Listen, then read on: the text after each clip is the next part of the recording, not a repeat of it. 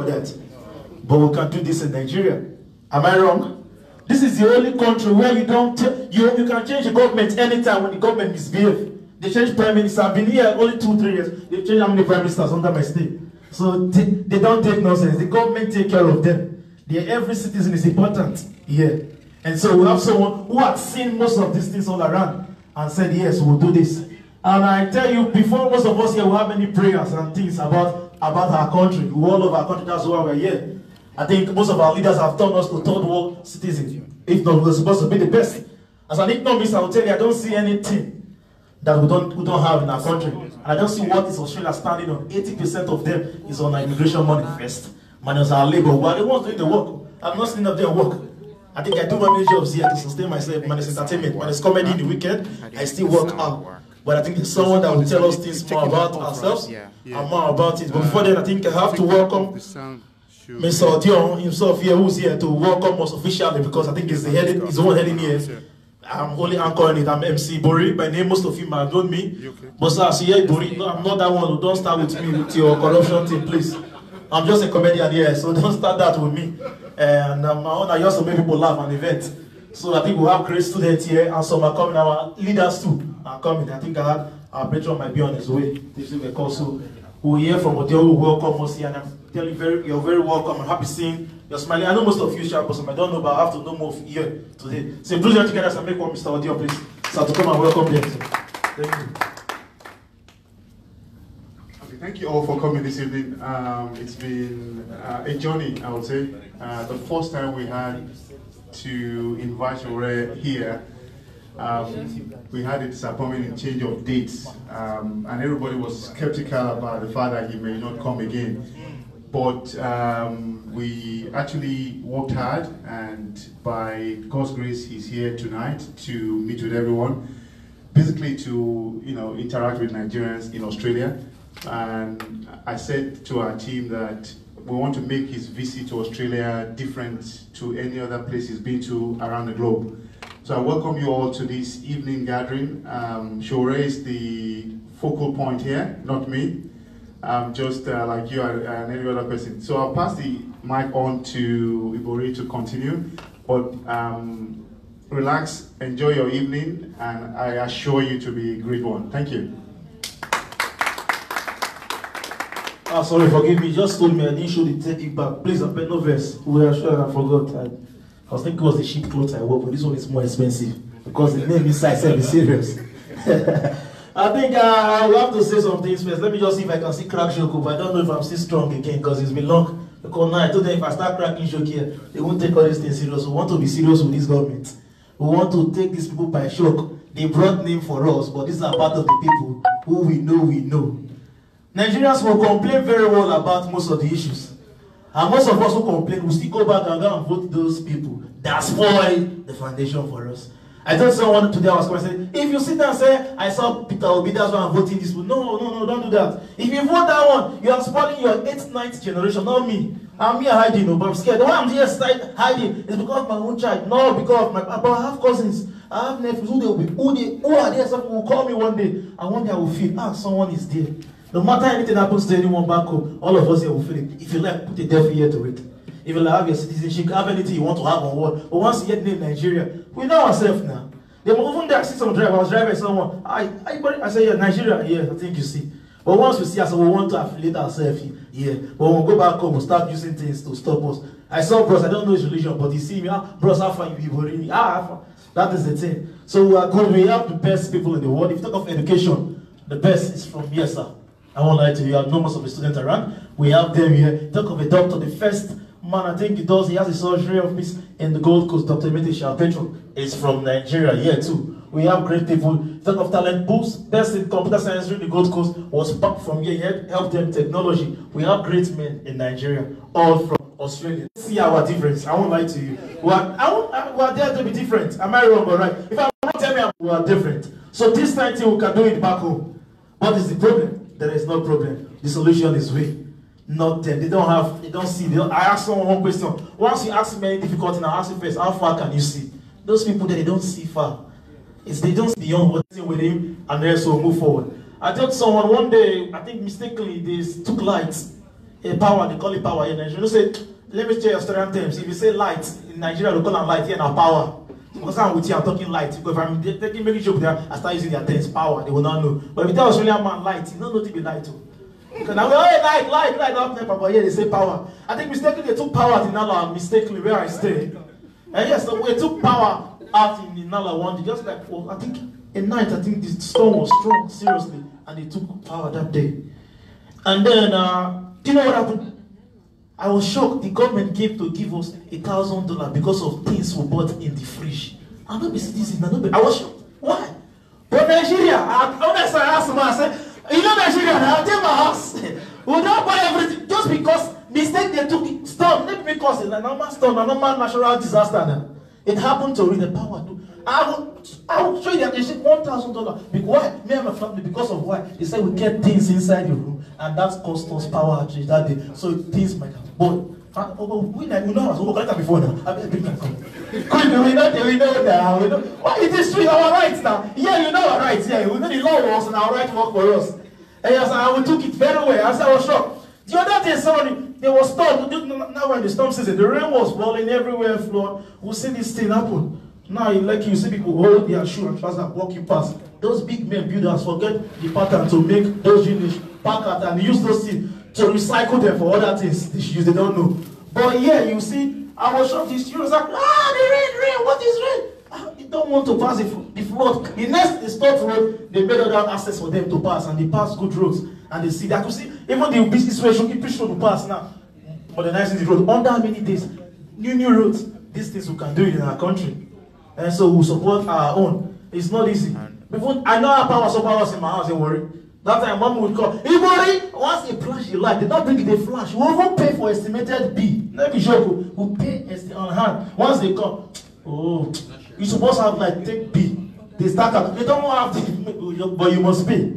And as they bring the light, mom, Ibori, you don't iron my dress. Come on, iron. Monday close, Tuesday close, because we don't know when the light will come again. So iron close from Monday to Saturday. So the one she is from, and she iron the smoking zone. So that is how we'll be utilizing power. If you talk of education, we are the best in education. But we don't. When we come here, we do good. There's two different things. I told someone, we don't stress ourselves in reading here. We don't stress ourselves. Here we study, in Nigeria we read. Because of the age model they use and the way the lecturers have suffered. You see a lecturer will come and say, read everything, so that you read the author back of the book. What do you have with the author life? You want to read the lecture, will come read the author, write story about my name. But yeah, the main key point they give to you, read, go to practical and go outfield and work with your colleague, do your group assignment. But they just want to stress you, to fail you, to come again and fail. Because why? They know how the government is doing it, so they want to follow the government pattern. And do. So we need people who will come in, who have passed through the education sector from outside everywhere to change most of these things we see. You know what I'm saying? So you are getting me. So if not, I'm telling someone, I will shoot my next portion. I'm here not because I love every day I tell boys we're around, we're playing games, we'll go for events, oh boy, yeah, daughter, you also. It's not that what is here? Tell me the truth, what is here? Tell me, no, let's be sincere to ourselves. Oh, what is here? No, I know something. But time, let me you. Okay, I'm off here. What is here? Let me tell you, what is here that we can't make it? That's what I'm asking. And what is here that can't be done at home? That I should ask. We have a pronunciation too.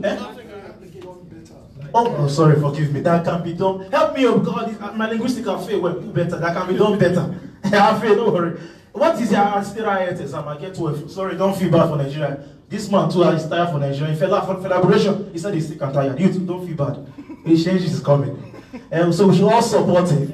If you give me your thought, I will talk to you next week. We should all support him. In any way, we have people back home. If you have question contribution, tell him not to criticize him. It's not easy for someone to come and say, I want to fight with these people.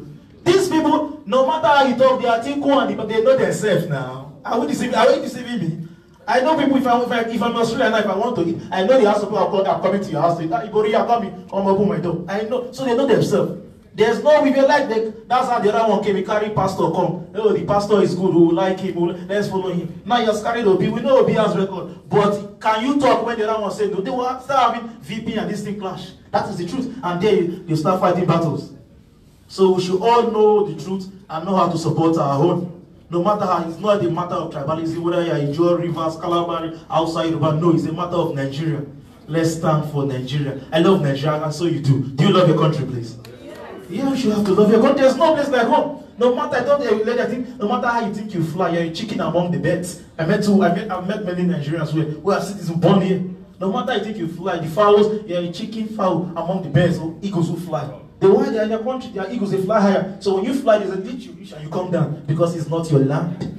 So no matter how you pretend and speak, hey, yeah, hello, how are you? I can't. What are you doing? In my front? Don't do that. I'm a Nigerian, speak what I know.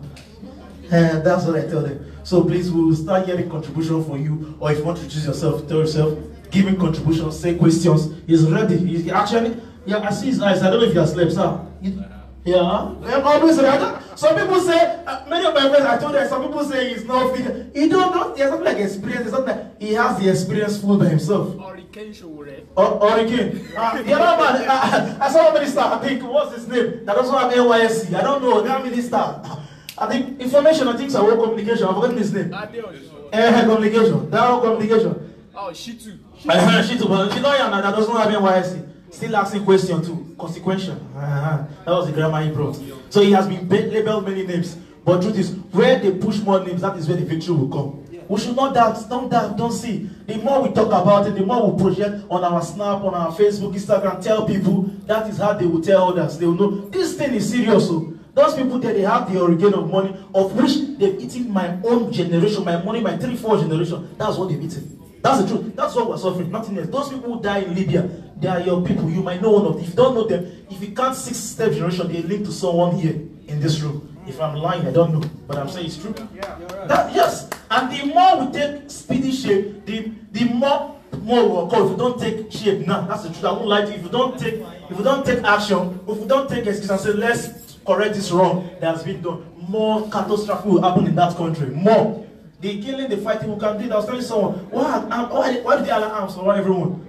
I can walk around 9, here, morning and night, drive in this country. Nobody will harass me with gun or anything. Because I'm killed. One thing you like here about security, I won't lie to you. I can't go to Warrior. I know one of my friends contesting under ACM, Mr. Shelov. If you know him on Instagram, I was talking to him. They had two boys who were my friends to contesting on this platform. I said, give them problem, support them, disturb the government here. All of them, they are all themselves.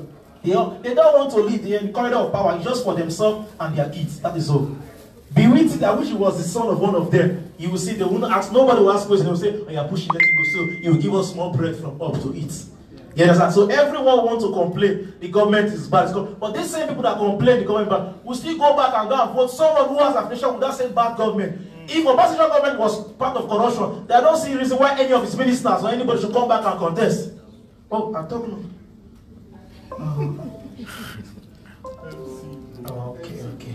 No verse, no verse. You need to not enter. Okay, sorry, breaking transmission.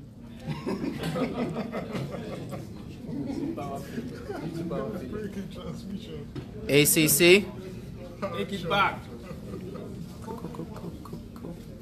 So there's no way we all say that same thing. No worry, say I'm okay, say I'm in order. But I think his spirit, I'm gingering him to say he's hot. He wants to spit now. Ayobi, you don't come. When I won't come. I said, they tell me, Baba, I won't come. I won't come. I believe you. My people are here. I believe everyone. Many people have sent me messages. I say, come, if you transport, come, I'll carry you. Because the situation is bad, but I'm happy you're here. They will all want to still go back and go and call these people. That's my pain. We know, you know it. So please tell your people there, talk to him. He's ready. He said, as I'm speaking now, he wants to speak more on what I'm saying. I will get some videos taped for you. You see most things he has done. Video tapes are there for you to watch.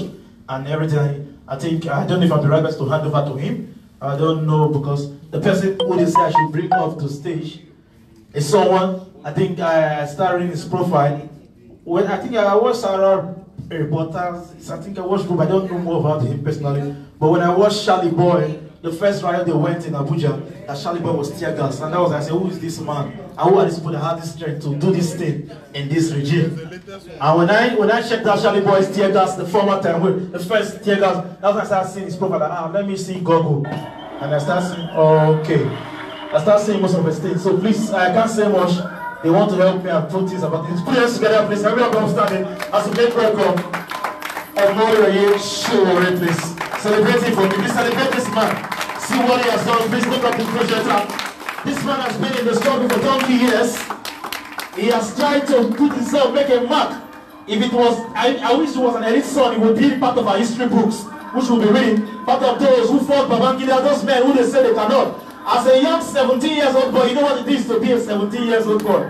It's not easy. Please celebrate what he has been doing, and the more to come. Yeah, Calabari Dress, he said a true Democrat, a true Nigerian, who believes in you and me. He believes in everyone who has seen it all. There is no stain, no matter how they say he publishes wrong things or what, there is no stain to him. No matter how they say.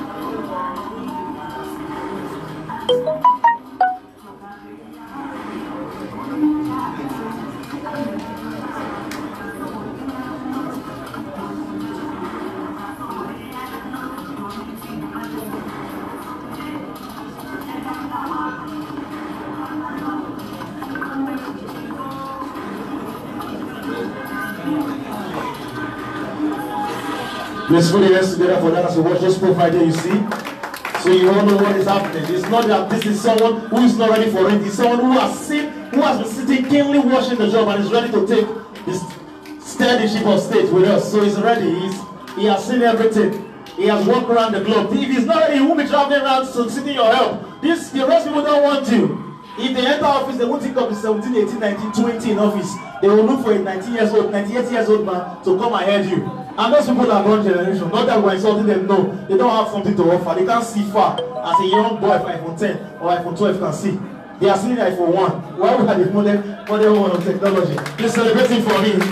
So can we, sister, we want you to come up on stage and give us some hip hop, please. Put your hands together for him. Celebrate him once more, please. Thank you, sir. Thank you.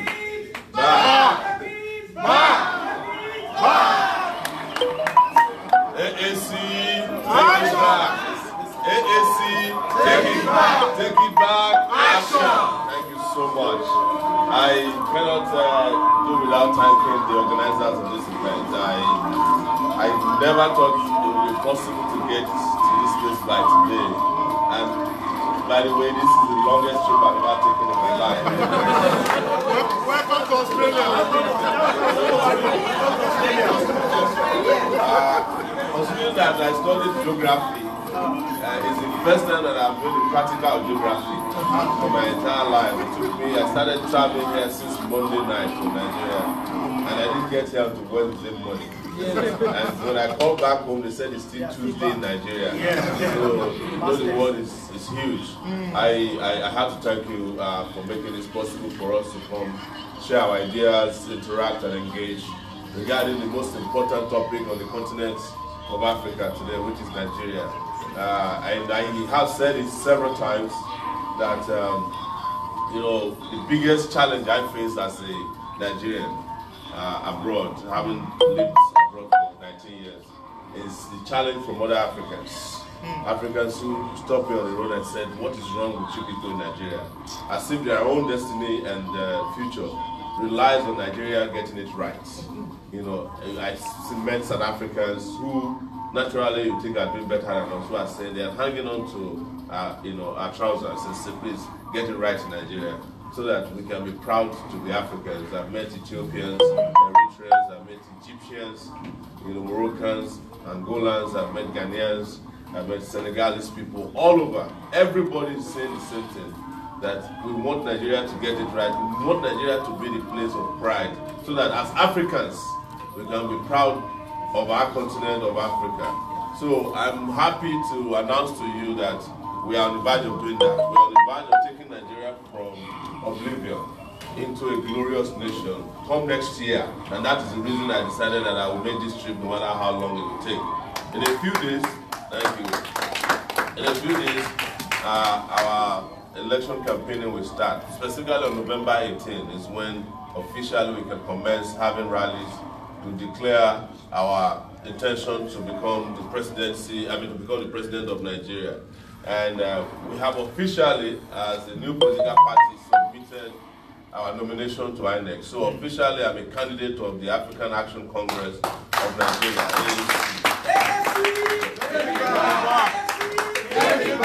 And when we're looking at the ballot papers that is coming out, it looks like if we are not number one, we will not be far from number one. Yes. So it'll be easy for a lot of people who are looking for the logo, which is the two hands logo, to vote for the right candidate come next year. As you are also aware, today our opponents are sick again. I heard Atiku, who is the presidential candidate of the People's Democratic Party, what we call people deceiving people in Nigeria, is sick and is already in Dubai. You know, the grandfather, our ancestor, President Buhari, will also soon be going back to London.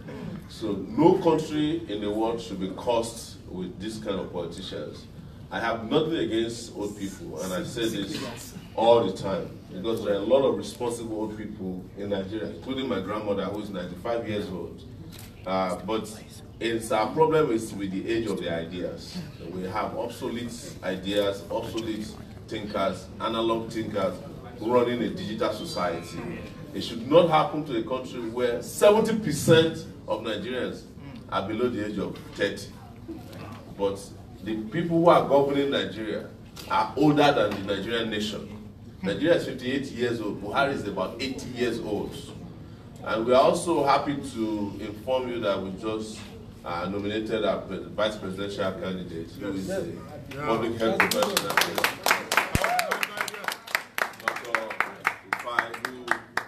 Who would have loved to come with us on this trip. He's from Jigawa in Nigeria. And he's also very, very competent. 42 years old man. And if you combine the age of the presidential candidate of our party and the vice presidential candidate, between the two of us, we are both like 91 years old. The president is likely to be around 91 years old, because each time Buhari goes to London, he discovers that his age is older than what he filled out in INEC. I'm not making this up. This is Nigeria. So we're going to make it very, very flexible tonight.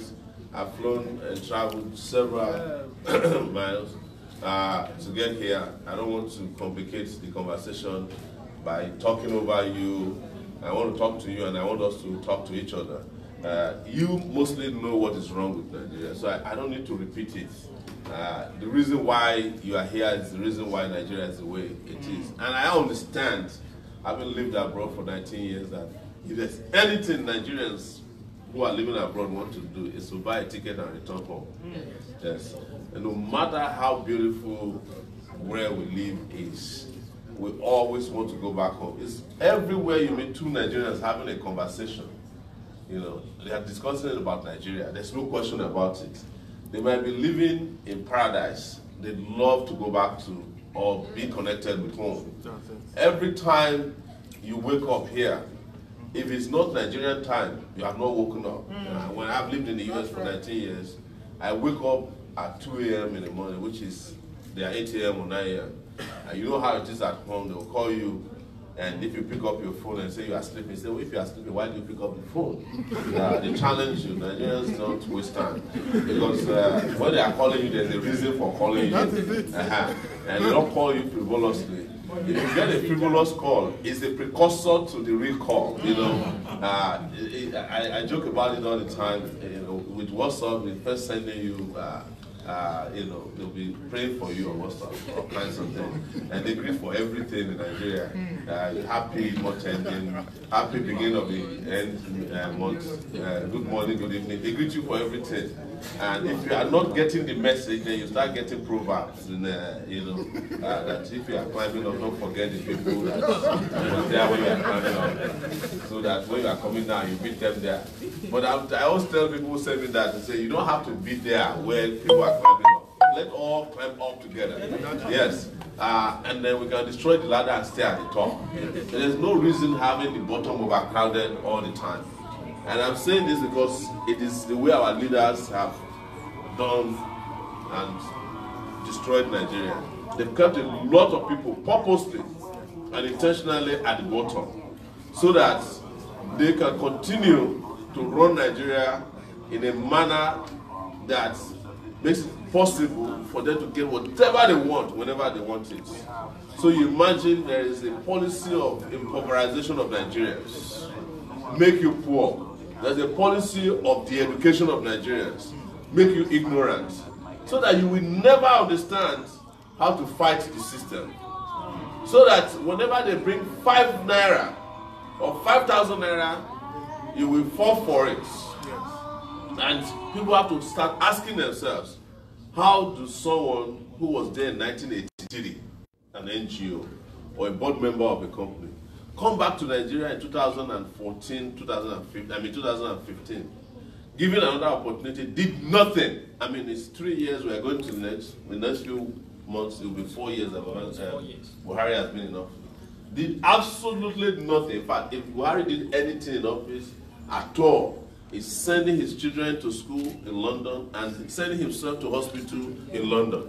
That's the only thing that I can count as his achievement. His health improved, while those of Nigerian life and that of his family improved, while those of Nigerians deteriorated completely. The education system in the country was destroyed, while those of his children got better.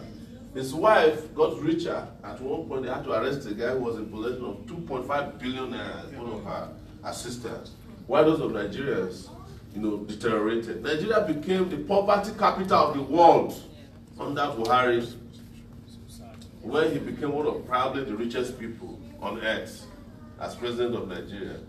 This is the story of Nigeria that has repeated itself year in, year out.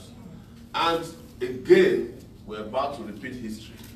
Or maybe history is about to repeat itself on us, as if we are cursed, by bringing 2 people who have been part of a systematic destruction of Nigeria's life over the years to come back and ruin Nigeria the more. People, you probably have heard it or seen it on Facebook. When we came out, they started challenging our experience. They asked me, what's your experience? And one of them, because they don't teach history in Nigeria, I had to remind him last week. I said, in 1992, Atiku was a presidential aspirant for the Social Democratic Party, 1992. Why didn't you ask him then what was his experience? In 1992, Atiku was about 42 years old. In 2018, I'm 47 years old. In 1992, Atiku did not have a degree.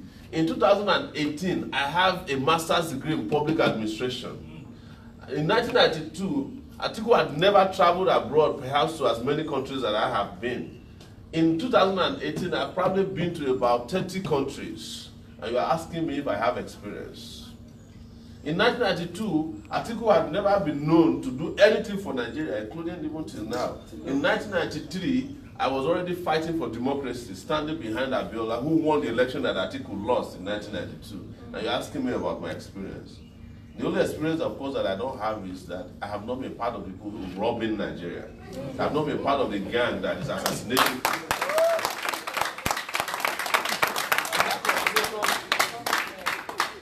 That conversation now, luckily, is petering out.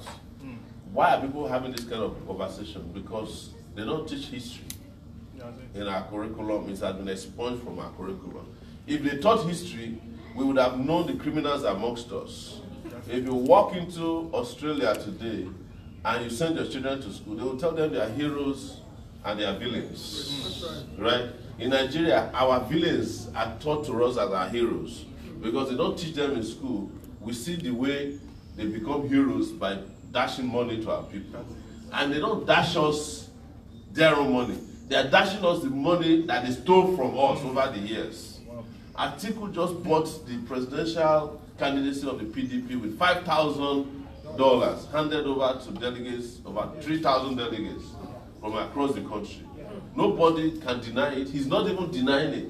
In fact, one of them came on TV and said, well, what do you expect of? This is how we do our politics. That was pocket money. And you're asking them if that is pocket money, then which other money is there that is available left for the people? When you dash yourself $5,000. An average delegate came back from the PDP convention with 5 million naira. Right? Each. That is what they did from just one man. And you are asking Atiku, what has Atiku innovated in his life? Where is it that he, invented a computer? Where is his farm that where he's growing cocoa that made him to make money? Nothing. He was a custom officer who stole, and stole so successfully that he made it to the top. He has been vice president of Nigeria twice, 8 years under former president Olusegun Obasanjo. They did nothing for Nigeria. In fact, when they were in office, universities were closed because lecturers, professors went on strike. And what they did, they let the strike linger for so long while they awarded themselves licenses to build universities. Today, Atiku has one of the best private universities in Nigeria. It's called the American, is it? American British? Turkish. No, they call it ABTI. I don't want to know the name of these universities. I'm too angry to figure out their full names. And I'm not sending my children there anyway. And Obasanjo set up his own Bells University. Yes, in Ota. From money stolen from Nigeria. And our private universities are languishing in poverty. The University of Lagos, where I graduated from, I went back there, I couldn't recognize it. We went to Obafemi Awolowo University in Ile-Ife, and you cannot raise pigs in the hostels where the students are living. I'm serious, you can't raise pigs there. If they call it a piggery, you will sue the person who owns the piggery. You will never buy pigs from there. That is where our university students are supposed to graduate from. In 2018, they are not fit for chickens to live in. And our leaders don't care. But most importantly, a lot of young people, well, I won't say a lot, but some young people are also following them. Yeah. They're asking that they want to be articulated. And I said to them, if you're articulated for the next 4 years, your life will be deactivated completely. That is what is going to happen to you. You will not recognize Nigeria because Atiku will put Nigeria on eBay or Alibaba and sell it. That's the truth. Because these guys, I say categorically, I'm not saying it outside of, I say it in front of them in Nigeria, that these guys are thieves. And they have not done their worst yet. Wait until they have nothing at stake. Wait until Buhari comes back next year, you will recognize the real Buhari. He will destroy whatever is left of Nigeria. He will destroy whatever is left of your farms, whatever is left of your schools, whatever is even left of your faith. He will ruin it. For those of you who are crazy about religion, you will not be able to practice it anymore. And everybody is suddenly realizing. But again, you know our people, you push them to the wall, instead of pushing back, they will start drilling holes in the wall to get further into the wall, into the concrete. They're saying to us, oh, the time is too short. I say, if you have a chance to be free in 2 days, would you say it's too short? You have 3 months or more, we still have 4 months to get rid of these people. And some people said, well, it's not the zone of your part of the world, and I said, does hunger, starvation, diseases understand where you come from? When hunger wants to catch you, does it understand, does it want to know whether you are Yoruba or Igbo or Hausa?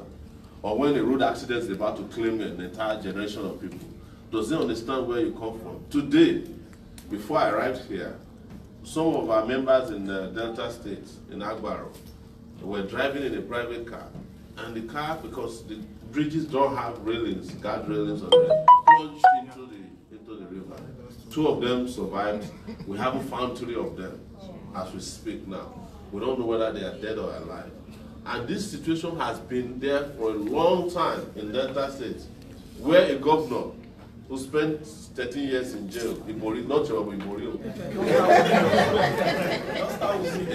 His name is James Onanefe Ibori.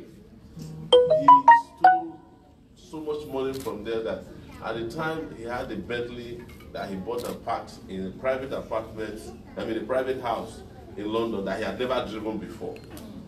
Whereas just that, with 500,000 naira, 500 million seriously, they can put guardrails on those bridges. 500,000 naira.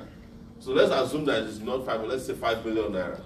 That is not enough for them to do a party at night in one of their lodges in Abuja. So we know all these things, and we have presented blueprint for how we can change the objective situation of Nigeria. We are the first political movement in Nigeria, that is the Take It Back movement, to have a manifesto before we even became a political party. Yes. Our political party is less than 2 months old, maybe 2 months old now. Yeah.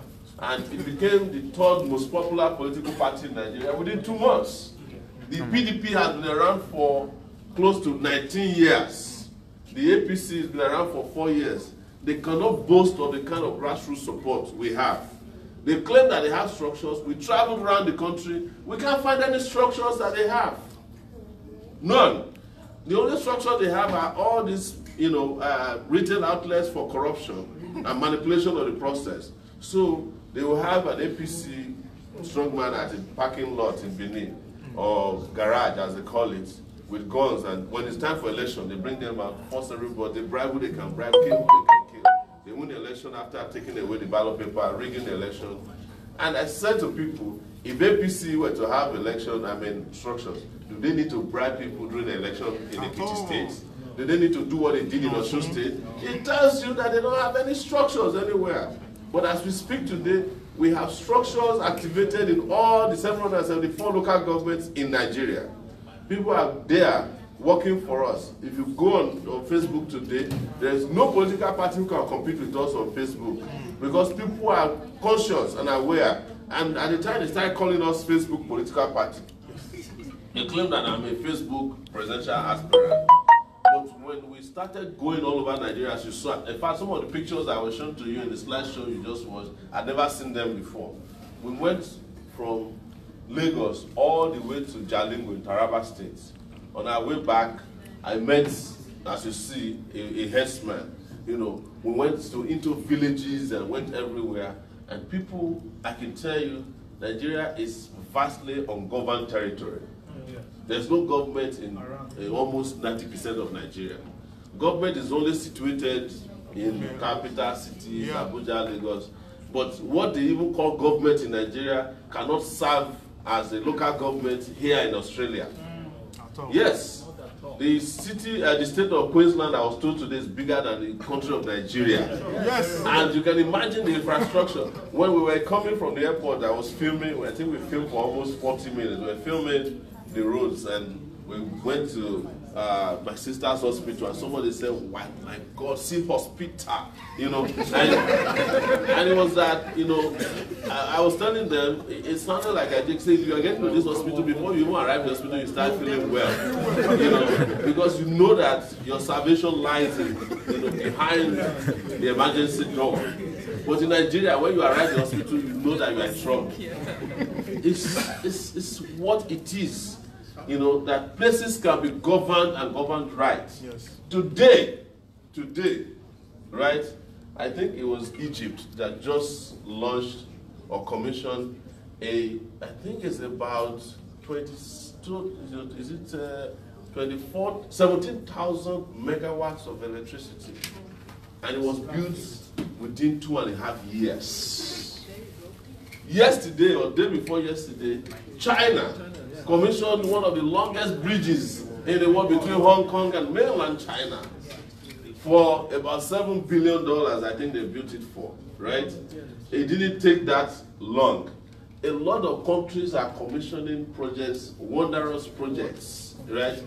But in Nigeria, we do not have 30 kilometers of highway that you can travel on that will take you to your destination, right?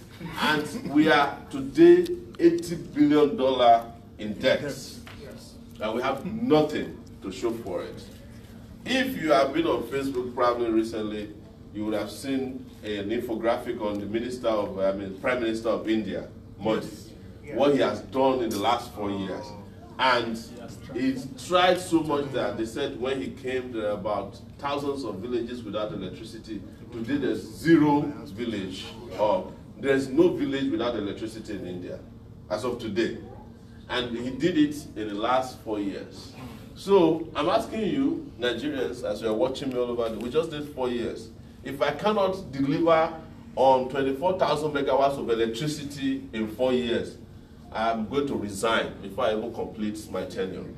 Yes, If I cannot complete the highway from Lagos to Ibadan, which has been under construction for 20 years, in less than 2 years, I'm going to resign.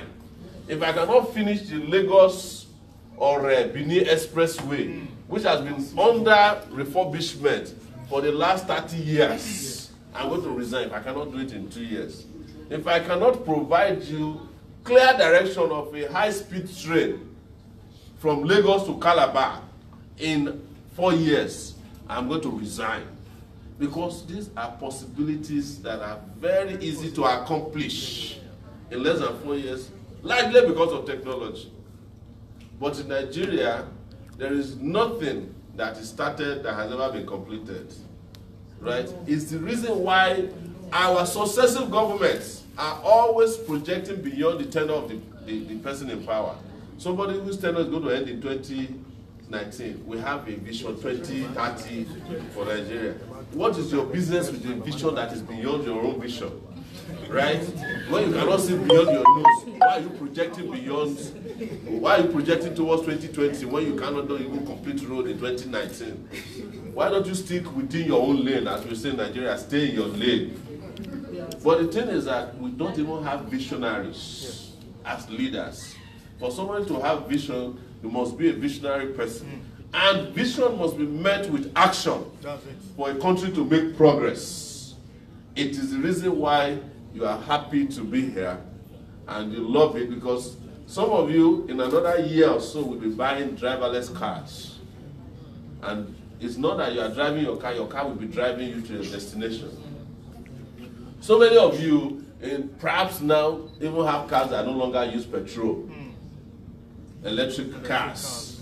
So we are still there trying to struggle to refine petrol. Crude oil, we still export, is refined, we buy back in Nigeria. The place is broken completely. I am coming from Nigeria. Sadly, it's a broken country. And the people of Nigeria are broke. And also they are broken-hearted. Not because of their own faults, but because, likely, also because of their own complacency. Our people, we must admit, have become very complacent. They have become accomplices in their own oppression. Otherwise, we should not be having the conversation we are having now about leadership in 2019, especially when it is clear that we have citizens who are capable, who have capacity, who have capability to take Nigeria to prosperity. In 2019, nobody should be talking about one-legged leader in Dubai or a half-dying man in Abuja, who most of the time doesn't even know where he is. Because from what I know, apart from being physically sick, President Buhari has dementia. He cannot remember a lot of things. They say you go to him now, you have a conversation, you go back another 2 minutes, he doesn't even remember who you are. Who you are. It's dementia. It's dementia. From 65. And there's nothing wrong with it. It has to do with age. Yes. If you are old, you are old. There's a reason why they ask people to retire after 60 or 65 years. So, and you look at it, every country that is doing well around the world today has had something to do with fresh ideas and youthfulness. Even the World Cup, the countries that won the last World Cup, they were countries with presidents that had youthful leaders. President of France and that of Croatia, that beautiful lady, right? We need to change the people in our driver's seats in Nigeria if we want to lead ourselves to the right destination in the world. For us to be able to compete in this 21st century, we need to have leaders who know what they are doing. So, thank you so much. Thank you. I understand. Thank you back. So, thank you. We will, like I said, I want to make it interactive. I went this far and so long because I want to prove to you that I'm not tired after traveling for 3 days. Yes. Also, great news is that this is the first presidential candidate in the history of Nigeria to travel to Australia to campaign.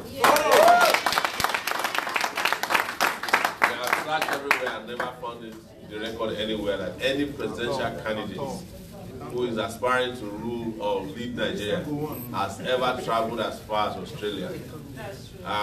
And I've been threatened that I might even go to New Zealand from here if I'm not careful. So you are in safe hands before next year. After next year, the presidency of Nigeria, if we make the right decision, will come with warranty. 4 years warranty and an additional year of free services.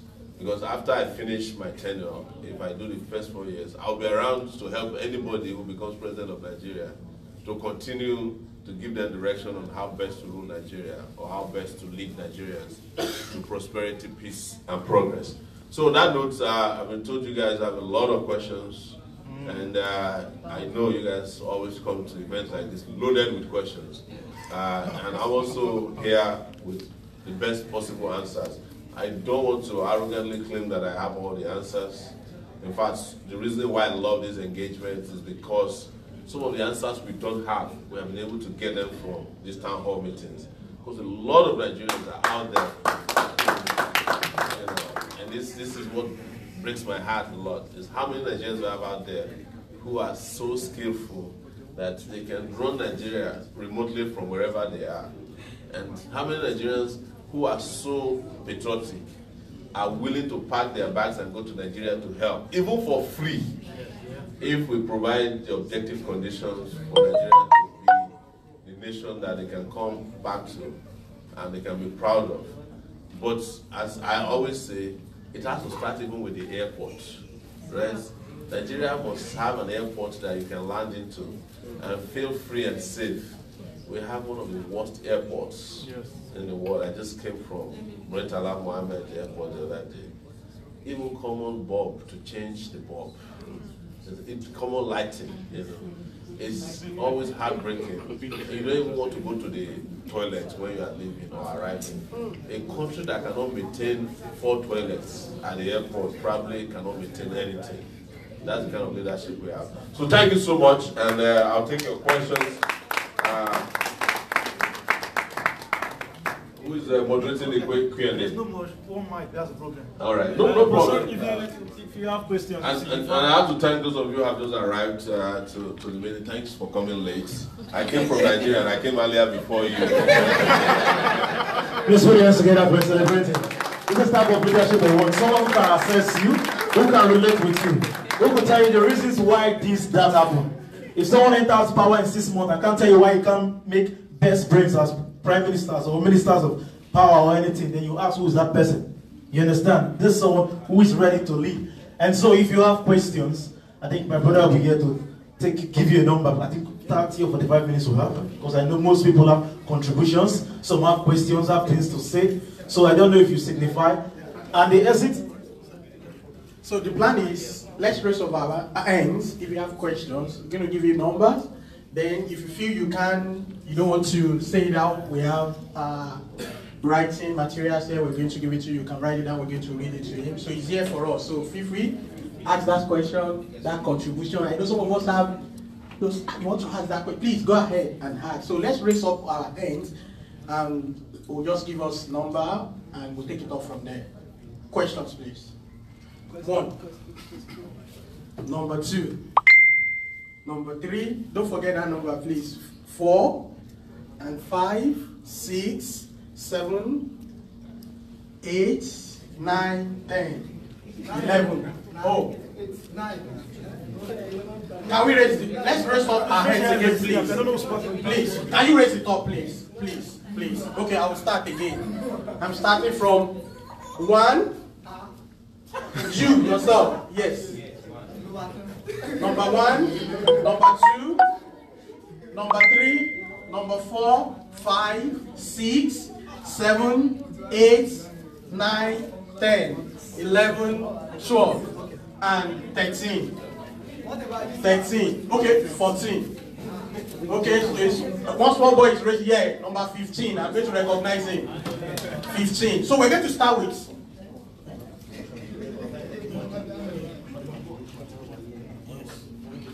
Okay, that's good. So we have 15 people on ground now, so we're going to start with number 1. Then I need to also remind us that part of why we are here, if you have not done so, is to raise funds for our dear president to be. Let's put a hand of applause for him again. So, you know, my $10, my $20, my $30 will actually go a long way. Sowore does not have a godfather as far as I know up to now. He doesn't have where you go to and grab 30 billion and begin to distribute for people to come and vote or buy their PVC. So that is why he's coming to people like us. So your $10, your $20. So we have a plan on ground. The t-shirt for those of us that will grab one. Whatever we're going to, the funds that are coming in, we're sending everything back to him. That is one. Then the dinner, after this event, we are going back there. There's a restaurant. It's going to be buffet. It's $25. Then the part of another $25 is part of the fund we're going to raise. So if you have not done so, you can just see our dear brothers at the back. Please see them at the back. $50, $20. So whatever we contribute is going back to support this Take It Back project.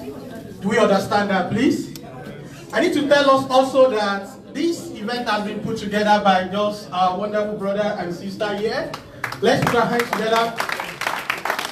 We have not raised money from anywhere. Nobody has contributed. Oh, let's pay for the event, let's pay for the hall, let's pay for 2-3 people just came together and said, oh, we have to do this. And I asked a question. I said, have you ever met this guy? I'm telling you, they met him for the very first time today. But very far at the airport, I was there. So I was shocked. Can you put your hands together for these wonderful people? So it's because they've been able to do that. That is for John. Please rise up, let us see you. Please, let's put our hands together, let's appreciate them. And I remember I got a call from a friend this morning. He said, oh, for almost 3, 4, 5 months, I've been thinking, how can we get this man down here? How do we do it? And that is David there. David is here. He got to know today that Sowore is in town. He said, whatever it will take him, will be here. And I know some of us also got to know yesterday, 3 days ago. So we really appreciate you. And so we're going over to those questions now. So let's have number 1. Can we put our hands together to number 1? Tell us your name and go straight to that question. Put your hands together for...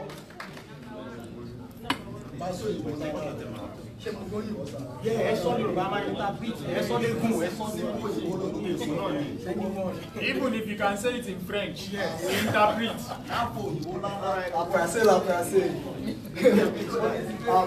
Good evening, everybody. My name is Oluwadamilola Oshudu. Before, I'll just want to clear something first before I ask my question. That would help me direct my question. I believe that the reason for this movement that became a political party is to take Nigeria back by force, by fire. Whether it's now or future, we must take Nigeria back. Right? So my question goes, if in 2019 we lose this election, what will be the next step? That question. So I forgot to tell us that because we have about 15 to 20, I'm very sure that question will still come up. So we're going to be taking 3 together. So number 2, can you come? Don't worry, Sowore has noted that. So number 2, please, your name and the question, please. So number 3 should get ready. Yeah, good evening, everybody. My name is Omoyele. And my question comes in the way of a suggestion as well. You know, I used to tell people the 3 major things we lack in Nigeria is transparency, value for life, and unity. You know? And those 3 things, if you can just get them right, we are going to put Nigeria where it's supposed to be. Now, my question is, we've got lots of young aspirants, you know, coming out saying they want to, you know, get Nigeria to where it is. I'm actually going to bring my question from the 3rd part, which is unity, because I believe if everybody can come together as one, and as young as we are, we'll be able to take Nigeria back from these old people that has been there for God knows whatever. So what exactly are you doing? Because that's one of the strategies that you can use to win this election. You are in a war front that, look, I tell you, I was just looking at the Osun State election, and it's not easy. It's way more than we just coming together and saying, take it back. What strategy do you have in this 2019 election to win the election? Thank you. Thank you. A round of applause for you, please. Question number 3. Good evening, everybody. My name is Omoyele, and I was on this, the first video that I saw on social media that actually drew my attention to what you have for us is a video where you were interviewing at the radio station talking to one of the ministers. I really respected the way you answered the questions, everything, the reply was so on point and everything. So I respect your vision for the country and the citizens and the masses. But my question is similar to what the other person asked in regards to the structure, because we know how defiant and how ruthless our politicians are, and we really want to know in regards to funding. I know that's the reason why we're here as well. In regards to funding, what are the structures? What are the structures that we have just to defeat the people? And in pertaining to the first person, we have to hope for the best and expect the worst. What if what we're planning doesn't work in 2019? What do we have to back it up so that we can push these people out of the political system? Thank you. Thank you. Yes. To you, over to you. Yes. Thank you so much. It's I would answer the first question about winning and losing by saying that quitters don't win and winners don't quit. I don't see how we can lose the 2019 election, considering the array of candidates that we are up against, our energy, our programs, and our integrity. We have everything it takes to win. We have every condition ripe for it. You see, in 2015, because some people have asked me this question a lot, why is it that we didn't come out in 2015? In 2015, there would have been confusion about the characters of the candidates out there. People would have felt like if we had tested Buhari, things would have been different. But now, we have tested everybody testable, using, that's my own adjective, and discovered that they have nothing to offer. Now, we have better alternatives. But in case, and this answers the first and the last question, in case that doesn't happen, I'll use myself as an example. When we started as student activists in 1992, we wanted the military to be kicked out of power. That led to an election in 1993, and we wanted a civilian to become the president, Abiola. He didn't become the president, but we didn't give up. And that was why the democracy returned to Nigeria in 1999, because we didn't give up. We are not going to give up because we don't know how to give up. In fact, I have said it, and I'll repeat it here, that what ultimately will solve Nigeria's problem is a revolution. Yes. And it is either they want it now to be done peacefully, or later to be done differently. And I'm not saying that it will not be peaceful. But the people of Nigeria are tired of this type of leadership. They are tired of the condition of poverty, impoverishment, and condition of helplessness and hopelessness that has become their lot. And I have not met a single Nigerian who is willing to continue their life this way. And I draw inspiration and energy from that, that based on what Nigerians are telling us and what we are hearing, having traveled to 30 out of 36 states in less than 6 months, I am confident that we will defeat the old guards next year. The issue of unity of younger candidates and strategy and structure. Let me be very clear here that I have explored, or we have explored working with other candidates. But honestly, we have ideological differences that we cannot pretend doesn't exist. We have histories that are different. We have pedigrees that are also not similar, with a lot of them. A lot of the younger candidates you are seeing are there for the sake of running for office. But in terms of program, in terms of agenda and ideas, in terms of courage, it has been known that we have shown very clearly that we are willing to confront the old system. We cannot go and liberate Nigeria without stepping on toes. We cannot take Nigeria from where it is now to the path of progress without offending people. And the people who have benefited largely from the rot that Nigeria has become over the last 58 years. A lot of the young candidates are not willing to do that. In fact, some of them are saying that we must respect the same oppressors who put us in the condition that we are in. I don't believe that. And I made it very clear that respect can only beget respect. Honor can only beget honor. And there is no honor amongst thieves. And we cannot continue to genuflect on the altars of fallen gods in Nigeria. So, the candidates that are willing to unite with us, they are also very clear. They have seen the sign that all the younger candidates, we are the only ones who can enter any community and people will follow us. The others are still doing social media, huffing and puffing. A lot of them are still, limiting themselves to certain sections of the country. We have been to the north, I've been to all the geopolitical zones in Nigeria. Northwest, northeast, north central, south, southeast, and the southwestern part of Nigeria. And we have general acceptance. As I say, and I will say to you again, a time will come in the next few weeks, if not days, that boys will be separated from men, and men will be separated from two old men. Yes. So that will make it clear to you as to who among the young people are also progressive. Because the ones that are progressive already see the signs or the handwriting clearly on the wall now. That we are the ultimate in terms of a strong candidacy that can win the election. Not those who become pushovers or people who can be run out of town even during the election.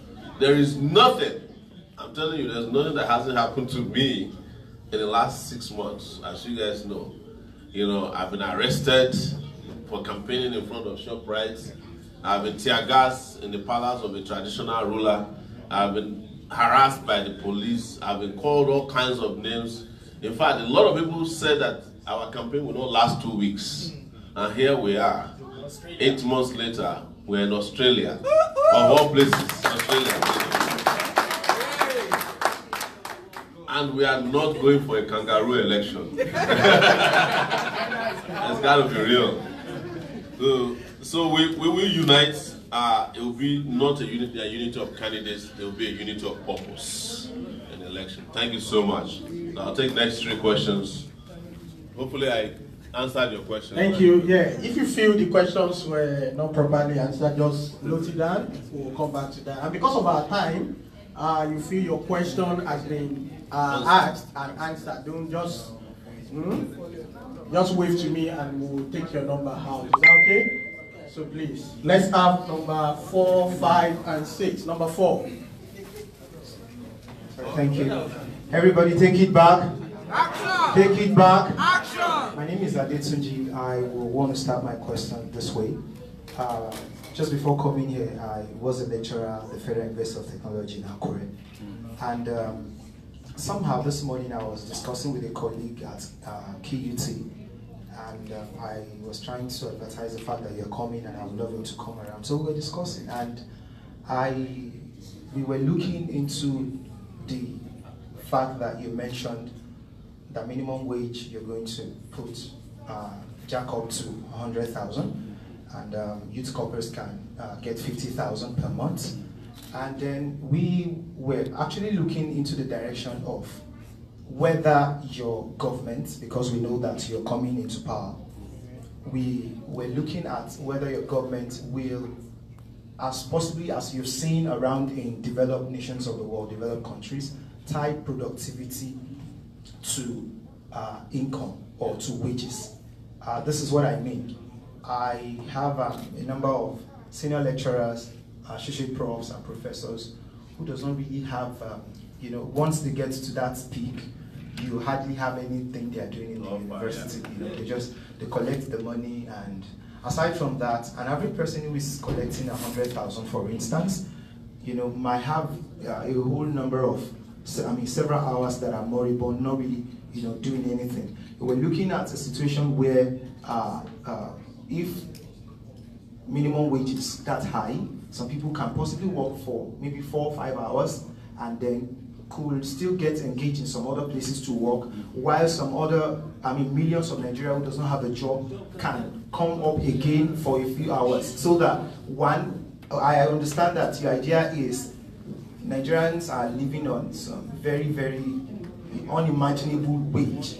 Okay, so from 18,000 to 100,000, but we're also looking at the fact that if it's possible that your government would seriously tie productivity from every office, every affair, even down to the senators and all of that, because the other time they were away for several months and then they're still collecting their salary and all that. So that's my question. Thank you.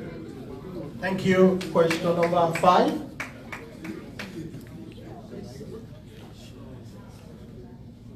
My name is Nka Bifari. I really don't have a question, but I've been following you for a while, and you've been speaking my mind, which really makes a lot of difference to me. I just want to encourage you to keep doing the good work, and we will try our best to keep on supporting you as much as we can.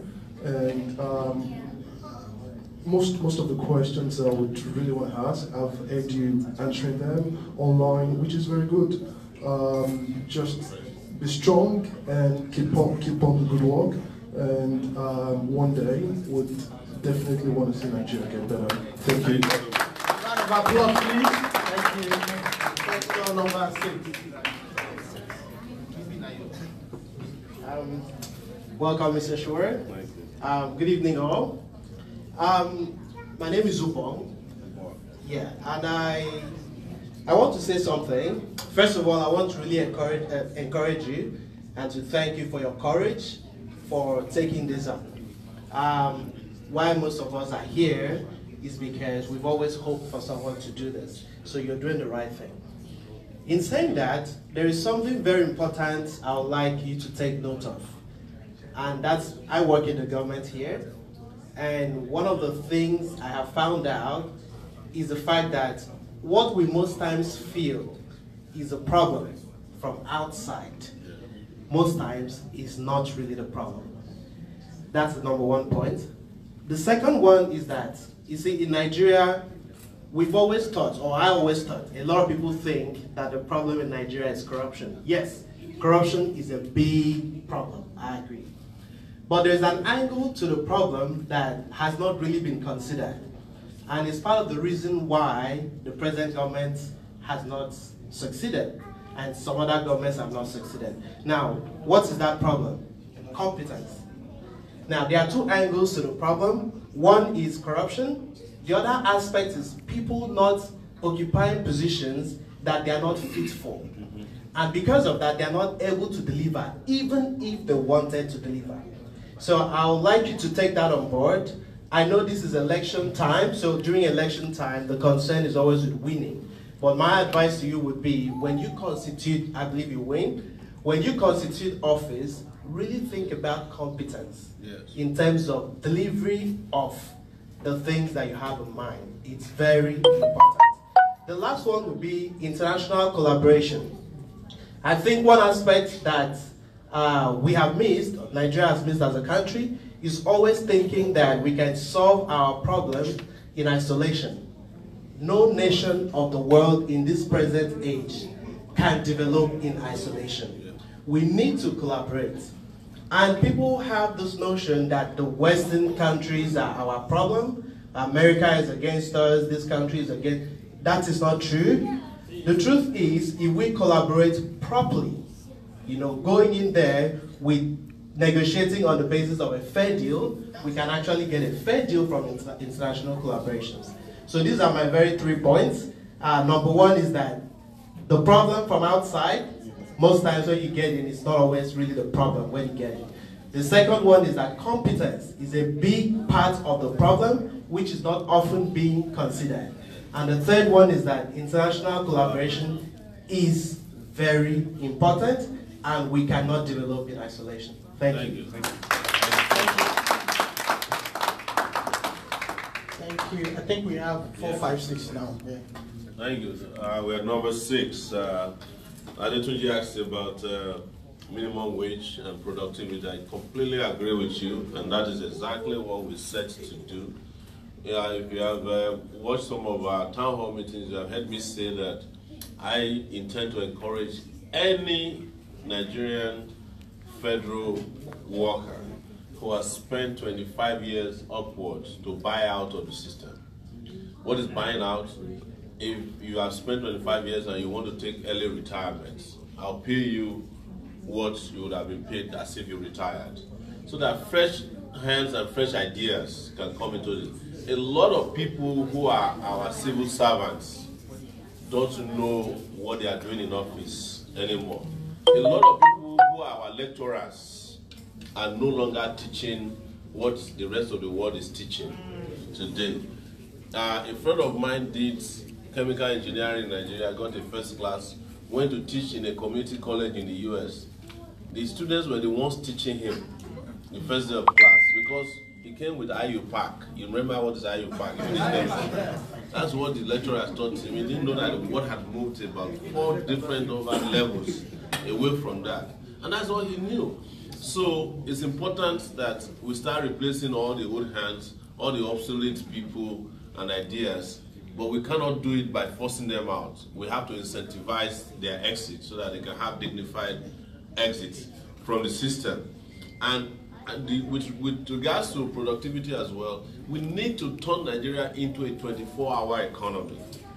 So what I find out in the US that's interesting when I got there was that there are 3 shifts every day that you can work. So you can work from 8 a.m. to 2 p.m., from 2 p.m. to about 8, yes. And then another group will take care of.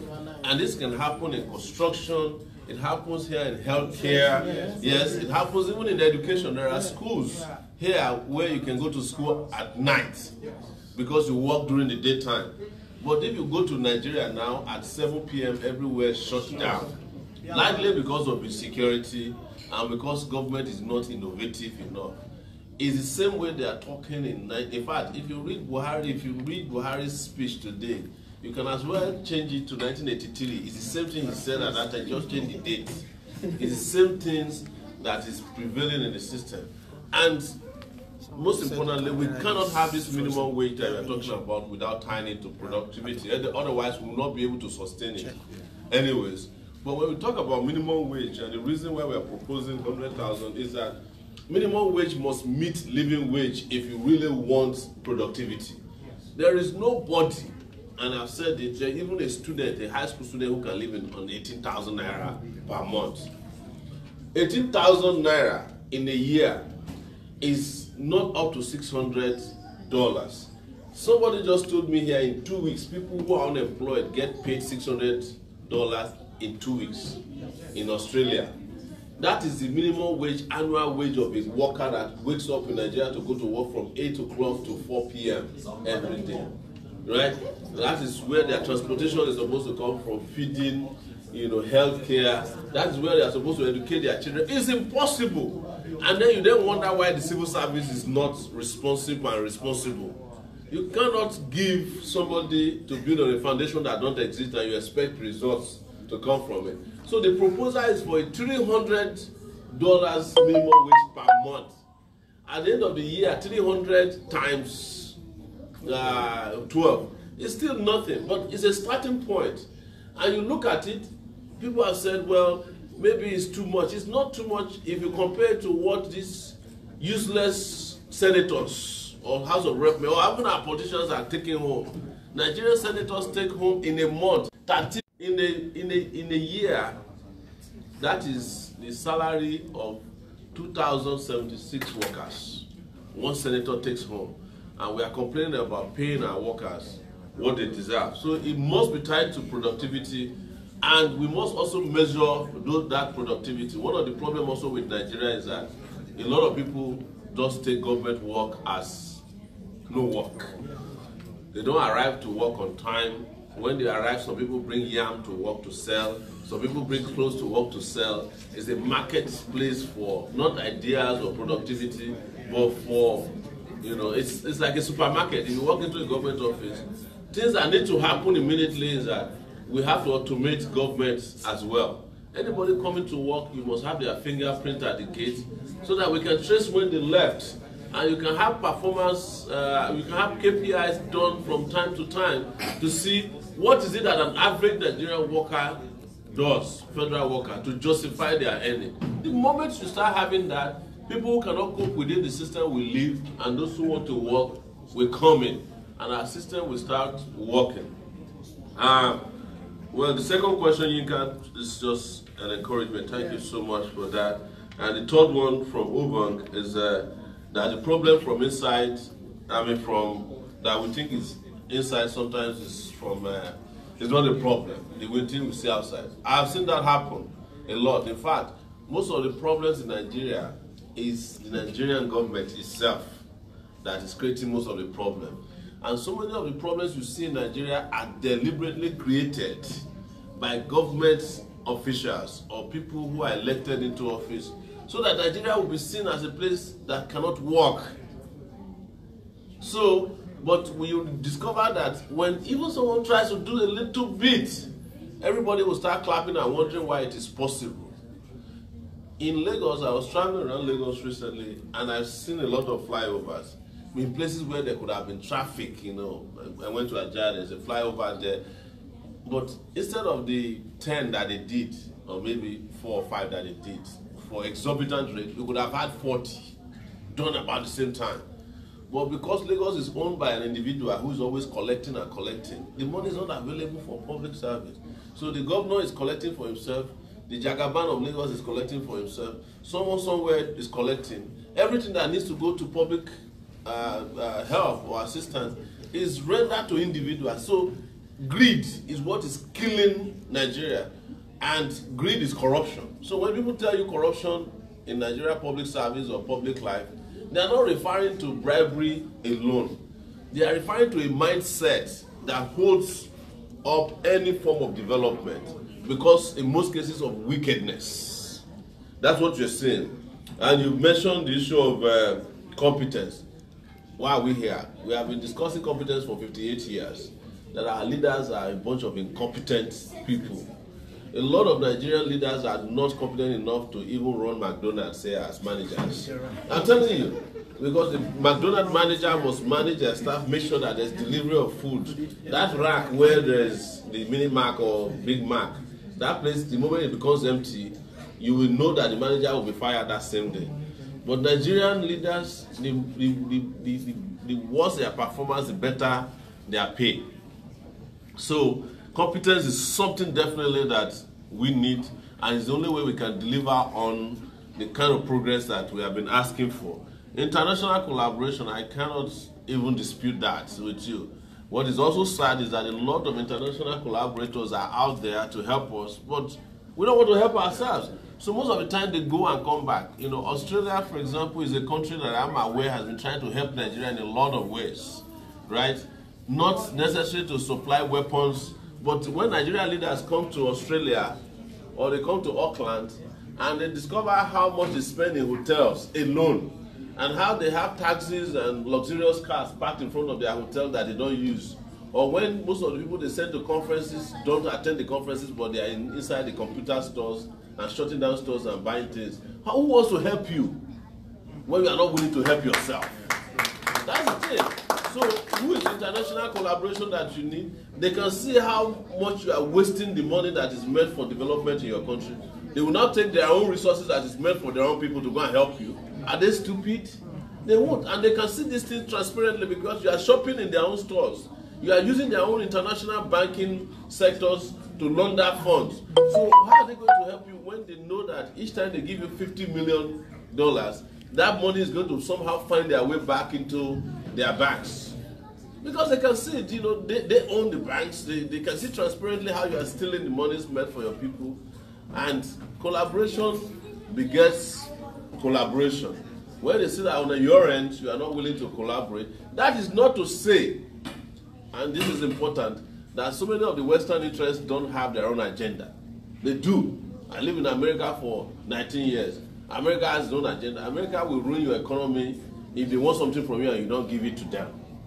But also, America will respect countries that have leaders who are serving their people as long as these leaders they have the confidence of their people. That is why India is a special interest. The Prime Minister of India was somebody who was on America's blacklist. He couldn't get a visa to America until he became Prime Minister.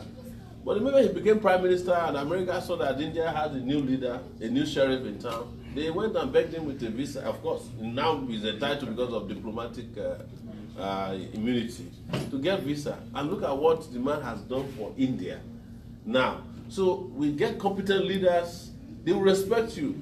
But when you don't have competent leaders, they will ride roughshod on you. Every country in the world will ride roughshod on Nigeria. Even Ghana, as we speak now, is taking Nigeria for granted. They are beating up Nigerians, burning their shops, jailing Nigerians because they know that Nigeria that the country of Nigeria don't have competent leaders who can call. I mean, I can imagine me being president of Nigeria and Ghana is misbehaving. I'll just call their president to come see me. Behave, okay? Otherwise, we are your senior brother here. It's the truth. It might sound funny to you. I went to South Africa and I was on a radio show, on the TV show in South Africa, and I told them that you can't continue to treat Nigerians, like rubbish in your country because we are your big brother. The next moment they banned me from being on the South African Broadcasting Corporation TV because they know that the moment Nigeria is making a point about their place on the continent of Africa, the whole world must stop and listen. But they are happy that Nigeria is not doing well because, as we say in our own culture, that when the cat is absent, any rat can misbehave. That's the truth. So we can take the next 3 questions. Take it back. Take it back. Yes, I'm so excited to inform us that apart from about 50 of us that are here, over 500 people are watching us live. And take it back. So and we are having questions here. So and I've been informed by 8 o'clock we need to go for dinner there. So please let's ask those questions. And sir, my president, please you have to make it very brief. Question number 10, please. Oh, sorry. Can you see? I want to leave here. 7, please. Can you see? I want to leave here. 7, 8, and 9. Please get ready. 7, number 7. Hello, Mr. Sowore. Welcome to Australia. My name is Eddie Osazwa, and I would say I'm a big fan of you. Since I had this great belief in you, I've been talking to lots of people back in Nigeria on the reason why they have to also follow and vote for you. I strongly believe that you're going to be our president come 2019. I'm so confident about that. That if they vote for you, that their vote will be counted. I think that's one of the major challenges that people are having. They would say, instead of me voting for Sowore, why don't I just vote for Atiku? Because Showore's vote is not going to count. But I would tell them, no, you don't have to think like that.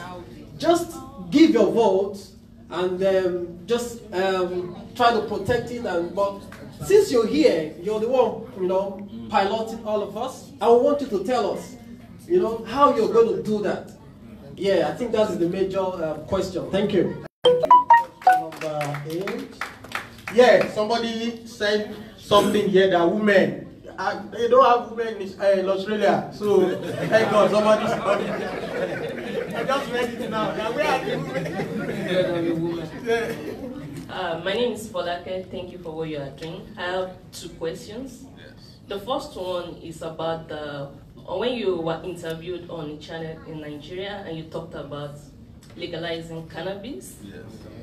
And last week we were having a discussion with some friends here, and then they were antagonizing us that why would it legalize cannabis in a country like Nigeria? Probably is even a smoker himself. And even though I don't know what your mind is, but the question is, how do you control abuse in a country where we don't have a database of individuals? Then the second question is, when you win as the president of Nigeria, I do know there are some governorship aspirants that are coming under the party. What happens in states where the party doesn't win the governorship seats. How do you make your policies to count in such states so that we don't have a divided country? Thank you.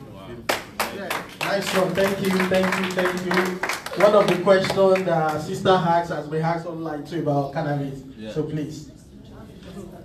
Take it back. Action. Take it back. Action. So, September, I actually tried to be a member of the AAC, the party. I registered for to be a member. And I noticed that they sent me an email. The email is here. I can show it to you so that I know you don't know about this problem. I noticed they sent me the email, gave me a party ID, which I got, but I couldn't pay. Now, the currency are in Naira, I think Ghana, British, and US. So there was no avenue for me to pay for my registration. This is since September. Yeah. That's to tell you how I've been following you up. Yeah. That is just to make you know about that. Secondly, I studied criminology and criminal justice in Griffith University. And part of the problem I understand they have in Australia is the prisoners not to come back to the society and going back. Now, what are the modalities that should be in place that will make them not to go back to crime? These were the things we were tackling while we were in the department and doing a lot of research about it. So I want to ask my question in this line, to ask you directly, that when you win, not just when you win, but I know you are going to win, yeah. How do you want to address the criminal justice system in Nigeria that curbs, before I go further, I read the news, I think from cable in Nigerian newspaper. And I noticed that they say Buhari has just reuniting the Boko Haram victims back to their family. And I asked myself, I said, if I stand from my professional standpoint, I am not saying the individual, the Boko Haram members are bad people. They've been psychologically psyched.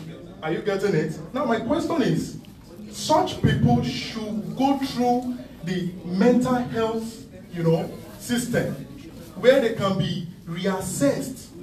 This goes down to the prisons as well. The prisoners we are bringing out, are they just coming out straight into the society? Number one, they've been out of the society for long. They don't know what is at stake in the society. Releasing these people will affect all our infrastructures we have. We might have good infrastructures, good roads, good university, good everything good. But with these same people with these orientations coming out of prison, back to the society, how do they fit in if we don't have such modalities in place? These are things I really want to know, to see how we can be able to curb that aspect. Because I'm one of the people that I used to tell my friends, I said, if Sowore become the president, I'm telling you, I'm going back to help the criminal justice system in Nigeria. I'm not saying it because I'm blabbing here, no. But I will go back because this is the area I studied. I came here to study, and I want to go back to work in that field and give my impact as well. So these are my questions. Thank you. You didn't give us your name. I'm David Adu. Okay. Yeah, I'm from Delta State. Sorry. Thank you, David. And this is the man that heard about the whole story today, and he told me he has been a party member far.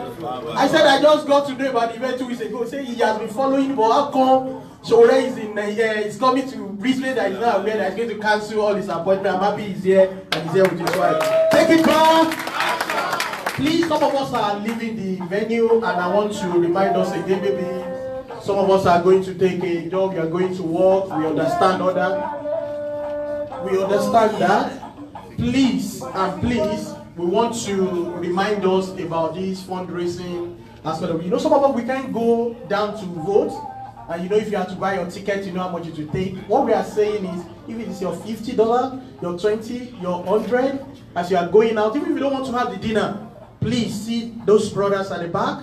You can use your card. Don't worry if you don't have cash. Please, whatever you're going to do, don't forget that at the end of the day here, people end up their life in where? The old old homes, or what do they call it? And take care and whatever. And some of us, we don't want to end, we want to go back to Nigeria, right? So what are we going to build? What are we saying? What are we talking about? What are we doing about Nigeria that we want to go back to later? Somebody like me wants to go. I really want to go back, and I know some of you want to go back. And we can't go now and vote. So your $50, your $100 can actually do something. Please, as you are going out, just swipe that card. God bless you in Jesus' name. Amen. Take it back. Question number 9. I've done 9, 10, please. Is that 10? 10. Okay. Yeah, let's take one more. Okay, so we have to go 10. Good evening, everybody. Yeah, I'll be so quick because of our time. So I've been following you, I think since I was in 200 level in Unite. And I started following you when you stood against one minister in the US. You remember? Yeah, 2012. Yeah, I think I was 200 level. And that's when I'm like, no, this is a future leader. So I thank God that you are here. My question is this. I mean, people have actually asked most of my questions, but my question is this. I want to add this. Is there a way we can start a movement now? So in after 2019 election, people like us, people outside in Nigeria, we can vote.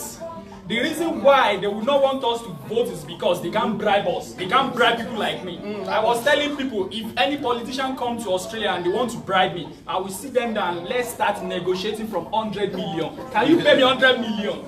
If you can pay me, at least I know, okay. But they can't give us gari, they can't give us clothes. So if I know you have a voice and they respect you and your voice is actually hitting them so hard. So if we can start that movement from now, we have millions of Nigeria outside there. You understand? So if we can start that, so I don't really know your points to people in diaspora so that we can vote. And this second question is this. You know, most of us, we can't go home now. But I think there is one issue. You know, in Australia, if something happens to Australian in US, anywhere in the country, I will watch the news and I'm like, oh my God, if anything happens to me in Australia, do my country even aware I'm in Australia? If there's earthquake in Australia today, do my government even know there is Adetola in Brisbane? Do they even know we are here? This is, Nigeria is the only country, they don't even, I don't even know the ambassador to Australia. I don't even know if it's female, maybe he exists. I don't even know. So if by God's grace you eventually become the president of Nigeria in 2019 by God's grace, these are the aspects I really want you to look into, because there are a lot of Nigerians suffering outside there, most especially like Asia. They are really, some of them are in prison because they don't have anybody to like fight for them. The government doesn't even care. They are just there, they are rotting in jail. Please, I want you to really take notice of that. And the last one is just a brief discussion. You know, somebody asked a question about the competency, and I said, if what we have in Australia, if Nigeria can give us 50% of the opportunity, I can tell you here, without mincing a word, 75% of all of us will go back home. I'm telling you, if we can have the electricity, good roads, no police harassment, security, everything, more than half of us will go back home. So in terms of competency, I mean, we have good doctors, we have good engineers. All we just want as a Nigeria is just a platform. Thank you. Thank you, sir. Thank you, sir. Thank you, sir. So we're going to ask one more. I have a child there. Michael, number what? Don't worry. We want to, after this, you are number 15. So let's just take a child. Michael has a question too, and it's been on me. So you add it to it, then we'll go on. Hello, I am Michael Omoyele. I just wanted to ask, when you become president of Nigeria, what will you do for all of those children that are suffering?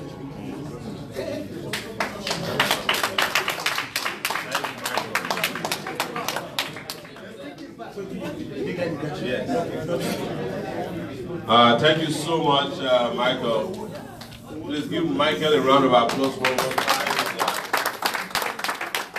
He's been our star for today. He's accompanied us from the airport, and A lot of people really loved him when we were live streaming on our way to the hotel earlier today. Let me start with Eddie Sazwa. You asked about how votes count, and I will say very directly to you that it is the people that determine whether their votes count or not. And I've seen it happen. It even happened in 2015. The party that won the election in 2015 was a party that didn't have the army, didn't have all the money, they didn't have the treasury. But Nigerians at that point, mistakenly invested their hope in this party, this fraudulent party, and their candidates. And they stood by their votes. The votes counted because we also, as citizens everywhere, were counting and releasing the election results. I remember that for the first time in the history of Nigeria, Sahara reporters brought out the election results before INEC could release the results. On that same day, we had 10 states. And by the second day, we were able to confidently state that the winner was going to be the person who eventually won the. And you saw how the ruling party then reacted with Rubebe, who went and sat on the floor and was screaming his lungs out. So it's up to us. But we have other strategies that are in place that we cannot expose right now. Because if we do, as you know, they will steal the ideas and go ahead of us. We are ahead of them, but I have to say that solidly, people should stand their ground after voting and ensure that their votes count, and they can make it happen anytime they want. That's my statement on that one. Folake asked me about legalization of marijuana. This is my most interesting topic, as you know. I have to clarify that I do not smoke. I've never tasted or puffed marijuana before. I don't know how it makes people feel. People ask me that if I do it, if I'm high. When I said some of this, I said I'm high on ideas, not THC. But here is the truth. Nigeria destroys over 1.5 trillion naira worth of marijuana every year. You can find marijuana anywhere you want in Nigeria, including from police or even the ADLA. You can go to their office and buy marijuana. There's no restriction on that. But the rest of the world is moving on because of the value of that plant. In fact, marijuana is right now the new oil, almost, in my view. It has a lot of uses. In Nigeria, there's what they call cannabis oil. And to buy just a liter is 26,000 naira, just a liter of it. And it's all over the place. But people who are using them use them for different reasons. They have medicinal values in particular. Marijuana is one plant, what is referred to as the hemp. Marijuana is just, the seed, or just a part of the hemp itself as a plant. Is a plant that has a lot of uses, including the fact that you can use it to make clothes. Clothing, it's stronger than cotton. It's used in making rope. Marijuana, or cannabis as you know it, actually has the ability to help cure seizures. It can help you cure, it helps to reduce the pain of people who are undergoing cancer treatments. It helps in a lot of ways. In fact, Nigeria, a lot of countries recently legalized marijuana. Canada legalized marijuana, and the second day after they legalized marijuana, they were in need of 70%, they were 70% short of supplies. So the Nigerian budget, the Nigerian national budget is 8 trillion. Marijuana, 1.5 trillion naira worth of marijuana is destroyed. I did not propose that people should be smoking marijuana in Nigeria, which they are already doing. In fact, you can get marijuana paraphernalia in ShopRite, the wrappers and the crushers, and it's all over the place. I'm saying that instead of destroying this plant, we should export it to get foreign revenues, foreign earnings for our country. If Canada, for example, is in need of 70% of their need and we are shipping marijuana to them, our own, by the way, is the best. They call it cannabis sativa. It's the most potent. The one that is grown in Edo State. It's not a fun. They grow them in Edo State. They grow them in a place called Obese in Edo State. Ekiti people grow it. It's grown. Whether we like it or not, they are growing it because there's a huge forest between these four states. And marijuana is such a powerful plant that if you grow it, you don't need to go near it again. It kills all the weeds around it. It finds water by itself. It's unbelievably an interesting plant. So my proposal is for us to have a legal framework to export to the rest of the world. And South Africa just legalized marijuana. Canada did. The city in the US that first legalized marijuana, I think in the state, Colorado, is making $1 billion every year from the sale of marijuana. So I'm saying that before we lose the game, let's get into the game now when the rest of the world is doing it. Because I suspect, and I know this will happen, very soon they will criminalize our own marijuana. America will say that Nigerian marijuana is harmful because they always do that to us. Do you believe that in Nigeria during the colonial era, Nigerians used to have a fermented drink called ogogoro? It's fermented from palm wine. The same way they ferment their own from other plants. The British came with what they call London dry gin. Discovered that the London dry gin is not as potent as ogogoro. They now criminalize ogogoro. They call it illicit gin. Till today, it is unlawful to be in possession of ogogoro in Nigeria. Most people don't know. It's in our law books. It's a criminal offense to drink ogogoro. Meanwhile, our ogogoro is better than the imported dry gins all over the world. It's better than vodka. It's better, but we don't respect what we have. We prefer what is important to us. And very soon, this same marijuana that we are complaining about will be imported to Nigeria. Nigeria will be forced to buy it from outside, whereas we have it in abundance at home to do not damage to ourselves, but to do well, because it cures a lot of things. Epilepsy is well known in Nigeria as a major problem. It's said to have no cure. Marijuana cures epilepsy. Can you believe that? Warapa. But there are several other things that it can do for us. The part of marijuana that people complain about is called THC, the one that makes people high. You can actually grow marijuana that has no THC. So that it can do the other purpose for which I'm talking about. So that's the education that our people need to understand what I'm saying. But you know, in a highly religious society, everybody, you just say, cannabis, that guy wants to be selling a bowl. You know. They don't understand that already a lot of medicine that is in our Nigerian market imported has this in their, you know. And so when I tell people that it's just a matter of, the problem is not that they don't understand, but most people don't understand because of ignorance. And that's why we must banish ignorance from our country.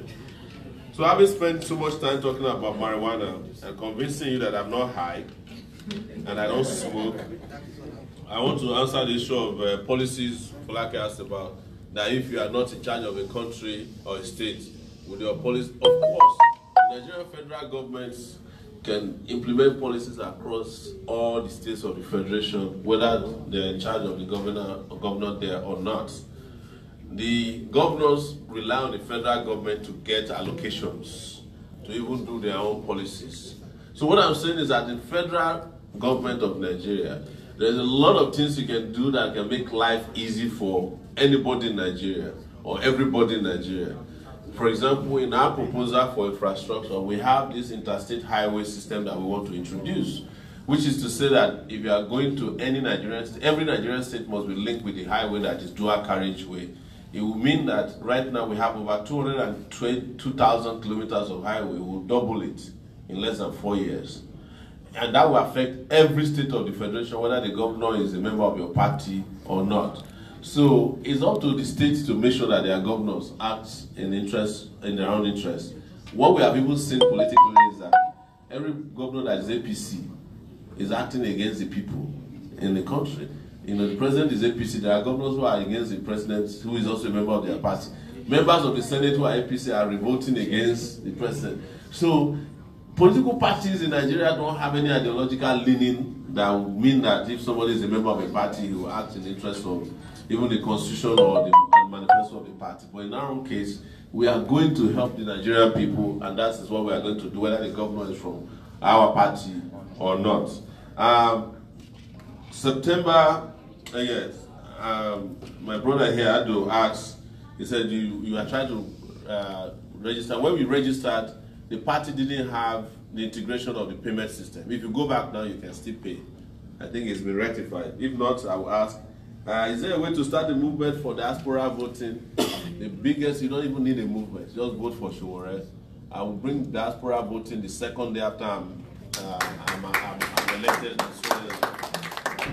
I love diaspora voting because it will be a sure way to counteract those vote buying at home. At the moment they see diaspora voting, you see they will now have to be forced to also be campaigning in diaspora. People will be forced to ask them questions that they don't get to answer. You can imagine since Atiku became a presidential candidate of the PDP, has not addressed a single town hall meeting. He just packed his things, went to Dubai, and people are visiting him. Nobody's asking him, what are you going to do differently? The only person who said he met him and asked him questions, he said he couldn't answer, Wole Soyinka. He went and met Soyinka secretly. Soyinka asked him, what is it that you have in the last 58 years that you cannot implement? He said, we'll do this, we'll do that. Said, I want specifics. The man couldn't answer the question. And they left the meeting without being able to even take a photo with Soyinka. So, you know what it is. Michael, you asked about white children, how we can end the suffering of children. We can end the suffering of our children by providing them what we have in what we call Spicer Heat. Specifically, Nigerian children need health right from when they are conceived to the time they are born. Most Nigerian mothers don't have access to hospitals where they can do what we call prenatal care when the baby is still in the womb, have antenatal care after the baby is born, and for the mother. So a lot of Nigerian kids don't even get delivered by their mothers because the mothers die during childbirth. When those ones that are delivered don't get to live to be 5 years old because they don't get immunized by the Nigerian government because our hospitals are always short of drugs. And most importantly, what the children need after they grow up, they need education. Our schools are in bad shape. 13 million kids are out of school in Nigeria. Michael, what did we do on our way to this place when we were coming with you when Daddy said you can't go to school? Daddy was panicking. He had to call your school to let them know you can't come to school. In Nigeria, nobody's going to call parents that their children are not coming to school. They don't care. There are 30 million kids who are hawking water on the street, running after vehicles. In Nigeria, what are we going to do? We are going to spend an average of 100,000 naira to return the kids to school. 100,000 per child is what we are going to start with.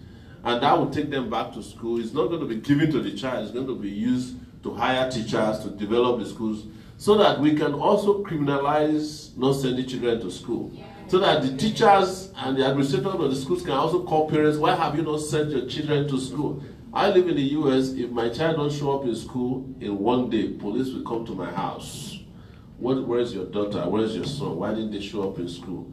You have to explain. If you don't have any solid explanation, you are going to face prosecution for keeping your children out of school. And after the kids grow up and they go to school, Michael, what do they need? They need jobs.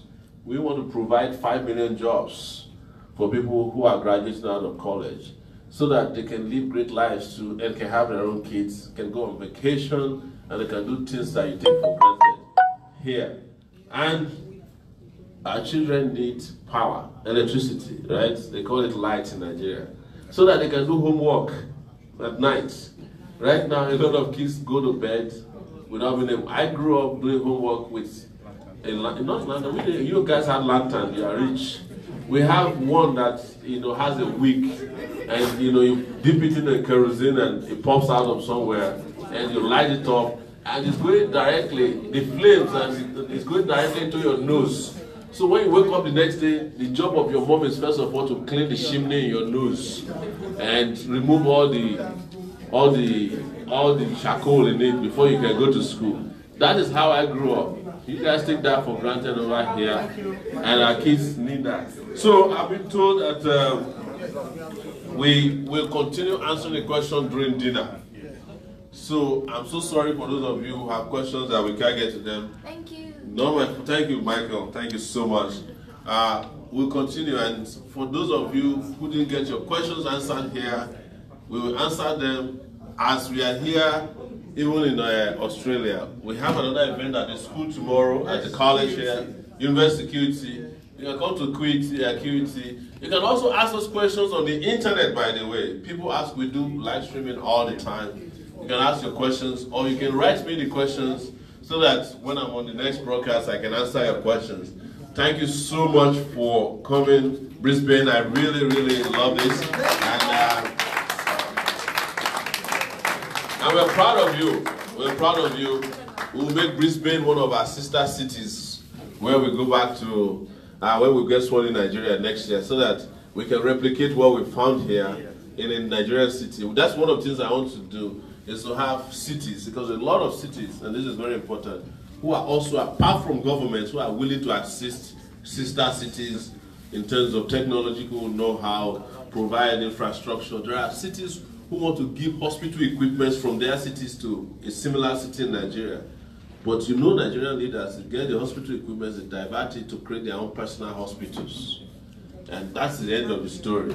That's where the international collaboration thing that I was talking about fails all the time. Thank you so much, Brisbane.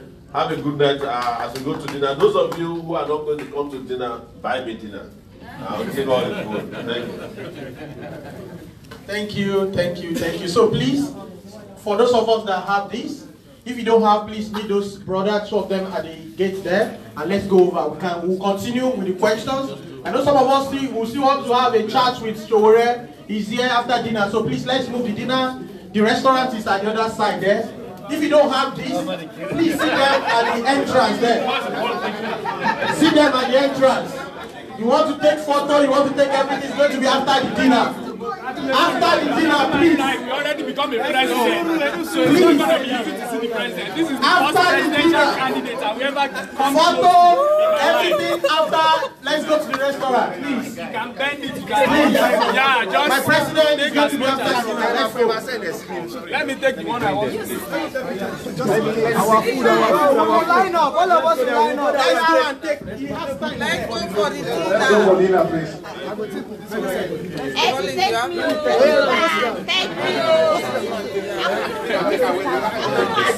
Please, can we just come for a group photograph, please? Sorry. Let's just take group before we go for dinner, because some people will not be there at dinner. So once you go, so sorry, please. Sorry, can we just... Where's the paragrapher, the photographer? We are doing selfie, wait. Now from there, we can go for dinner, please. Where is the paragrapher? Let's just take a group photograph. I know we want to President Sowore, please tell people back home, please, and you can support. You have more than $50, $100. Most of us just send more than that. Can you imagine? I'm not even in the freedom to someone back home. So please, I beg of you, supporting, dinner, take photograph, please, can we take a group photograph, please? Let's okay, then we can leave for dinner now. People tell that we can leave for the dinner, please. Our time starts here 8 o'clock. Very soon now they'll stop dinner. You know by 9 they'll say dinner is over. And the food I paid for now is over. Please, thank you very much. Okay, my president and I show. We're all living down for the dinner, please, ladies and gentlemen. Yes, let's go. Let's take it back to dinner. Dinner is ready, you don't want to buy it. Why are you like this? Of course, we are being paid for the time, it's paid for dinner time, and we know how it's a policy.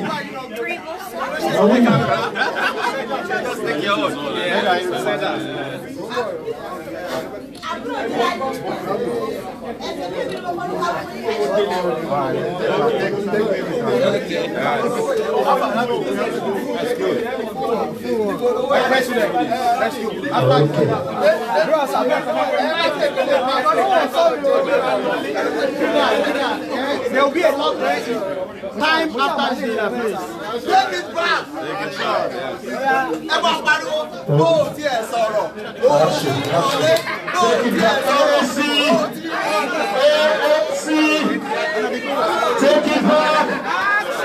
it back. very much for coming. Please see you at the dinner, please.